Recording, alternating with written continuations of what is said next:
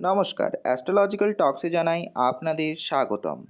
সিংহ রাশির কেমন যাবে এই এপ্রিল মাস? এই এপ্রিল মাসে শুরু থেকেই কিছু ভালো কিছু খারাপ ঘটনা আপনাদের জীবনে নিয়ে আসবে আমূল পরিবর্তন। এই মাসটি মানসিক চাপ ও কাজের চাপে ব্যক্তিগত জীবনে সময় থাকবে না আপনাদের একদমই।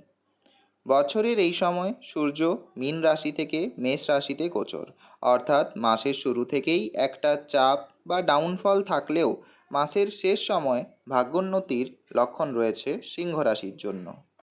সিংহ রাশির জন্য মেষ রাশি হলো নবম ভাব, এবং নবম ভাবে সূর্যের আগমন, বুধের অবস্থান ও শুক্রের অবস্থান আপনাদের ভাগ্যে আনতে চলেছে এক শুভ পরিবর্তন। তাহলে আমরা সামগ্রিকভাবে বলতে পারি এপ্রিল মাসের প্রথম 1-2 সপ্তাহ আপনাদের জন্য হতে চলেছে ধৈর্যের। আপনাদের কাজের চাপ বাড়তে দেখা যাবে কিন্তু আপনাদেরকে মনে রাখতে হবে সূর্য আপনাদের নবমভাবে প্রবেশ করবে এই মাসের মাঝামাঝি সময়, আর তারপর শুরু হবে সিংহ রাশির মানুষদের জীবনে ভাগ্যোন্নতির সুবর্ণ সুযোগ।